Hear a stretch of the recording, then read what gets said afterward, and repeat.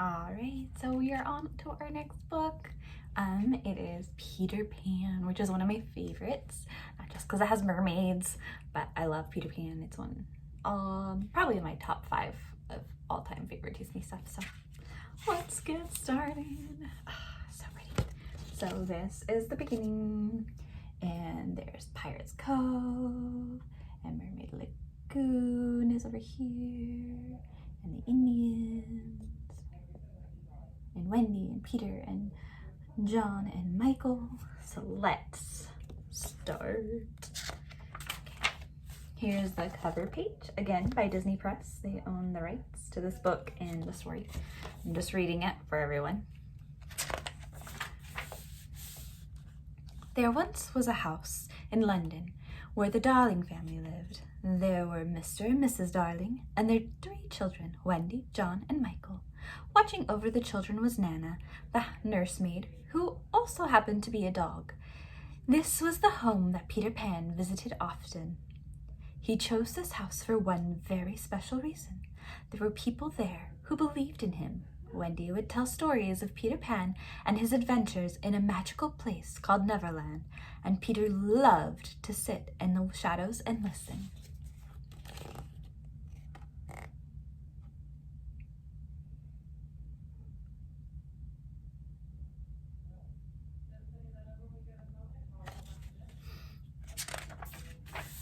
One night, when the Darling children were sleeping, Peter Pan and his fairy friend Tinkerbell slipped into the nursery. Peter had left his shadow behind the last time he visited. He'd come back to find it. Suddenly, Wendy woke up. "Peter Pan!" she cried. "Oh, I knew you'd come back." She had been keeping his shadow safe. Carefully, she sewed Peter's shadow back onto his feet. Wendy explained to Peter that tonight was her last night in the nursery. "I have to grow up tomorrow," she said. "I won't have it. Come on, you're going to Neverland. You'll never have to grow up there." Wendy woke John and Michael so that they could come too. "But Peter," she said, Wendy, "how do we get there?" "Fly, of course," answered Peter. He sprinkled the children with Tinkerbell's pixie dust and told them to think happy thoughts. Soon they were flying out the window.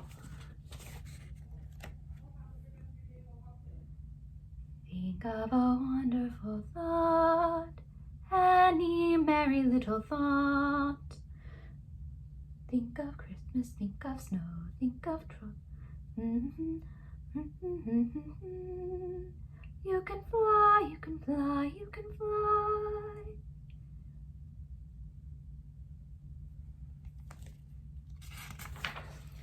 Peter, Tink, and the children soared through the skies and finally spotted Neverland down below. "There's a pirate ship!" cried Michael. The captain of the pirate ship was Peter's greatest enemy, Captain Hook.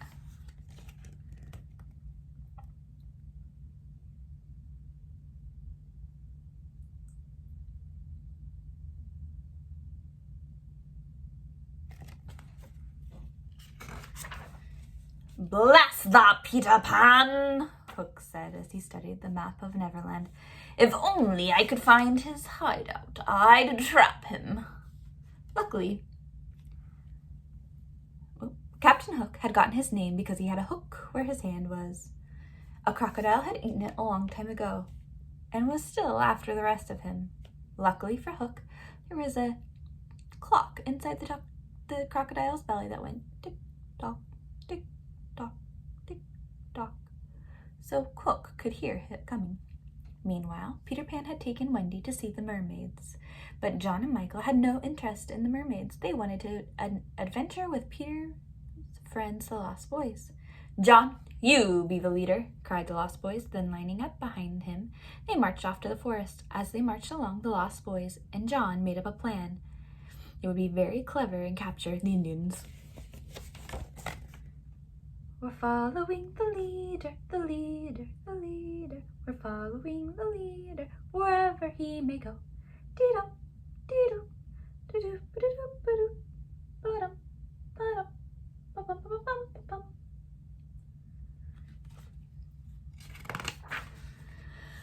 The plan might have worked too if the Indians hadn't caught them first. Michael and John were frightened until the Lost Boys explained that it was just a game. The Indians always let them go, but this time Chief wouldn't set them free. He thought they had kidnapped his daughter, Tiger Lily.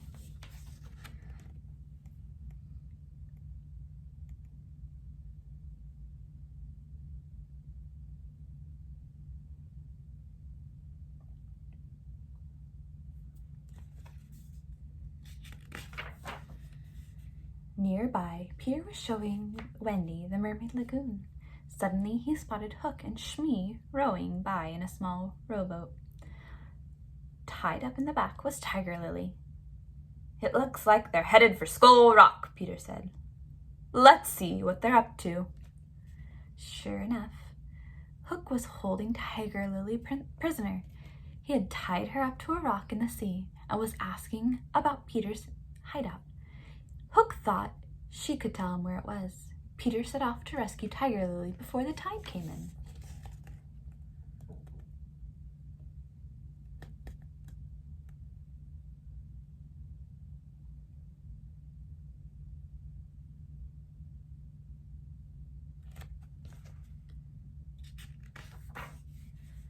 Peter Pan drew his sword and fought Captain Hook back and forth. Wendy could barely watch.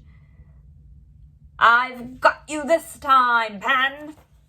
cried Captain Hook, forcing Peter near the edge of a cliff, but Peter danced out of the way, into thin air. After chasing Peter, Captain Hook tumbled off the cliff.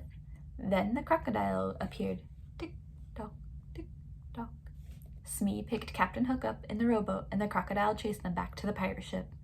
While they rowed away, Peter rescued Tiger Lily.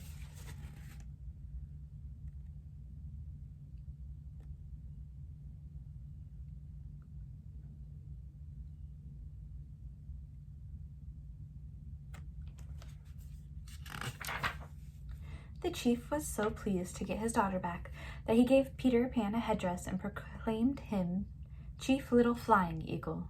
But not everyone enjoyed the celebration.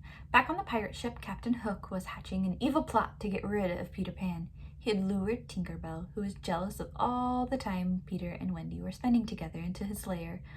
Hook vowed that he would get rid of Wendy if Tinker Bell would help him find where Peter's hideout was. But as soon as Ting told him, he locked her in a glass lantern.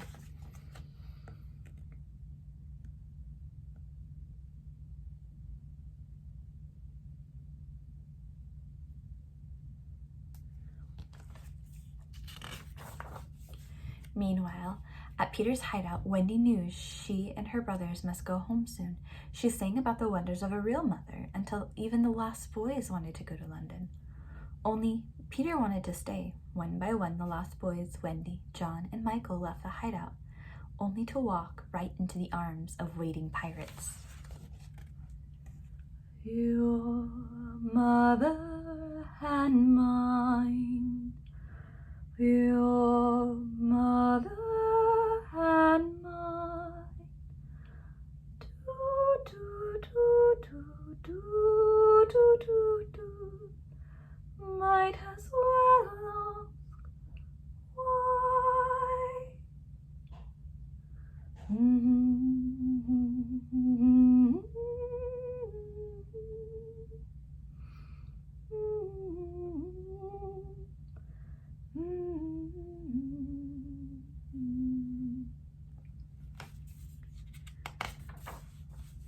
Captain Hook and his pirate gang led the prisoners away and tied them to the mast of their ship. "I have left a little present for Peter," Captain Hook told the Shmee. "It is due to blast off at 6 o'clock. From her glass cage, Tinker Bell overheard Hook's plan. She was furious. She knocked over her lantern and escaped. Tinker Bell reached Peter's hideout just in time as he was about to open the package. There was no time to explain. She tried to pull the package away, but it was too late. The box suddenly began to smoke and shake, and suddenly, kaboom!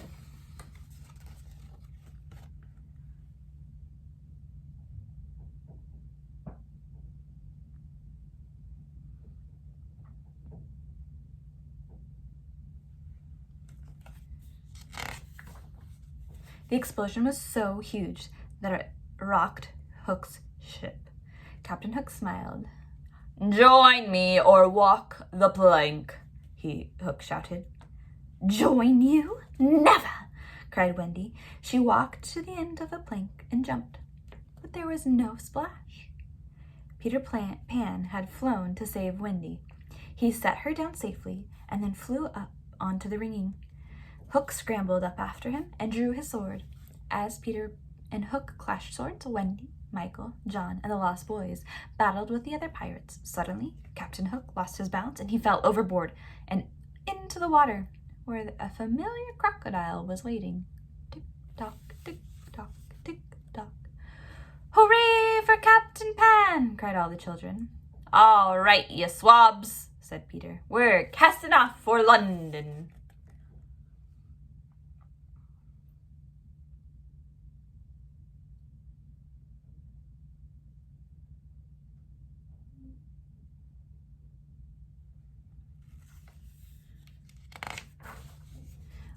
"Michael! John! We're going home!" exclaimed Wendy. "Hoist the anchor!" cried Peter Pan. "Tink, let's have some of your pixie dust." Tinkerbell flew around the ship, sprinkling her magic dust as she went. Then up, up, up, up went the ship. As it rose, it began to glow like gold. Back in London, Mrs. Darling found Wendy asleep on the window. "Oh, Mother, we're back!" cried Wendy. She told her parents all about their wonderful adventure in Neverland. "I'm going to bed," announced Mr. Darling, but as soon as he turned to leave, he noticed, passing in the front of the moon, a ship made of clouds.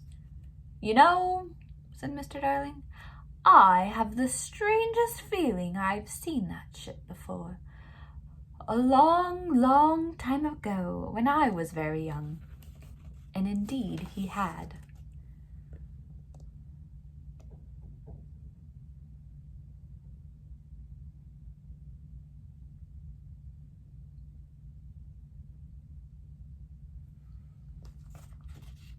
And that is the end of Peter Pan. And our last page is the same as the cover page with good old Peter. So thank you for tuning into this book. I will see you next time.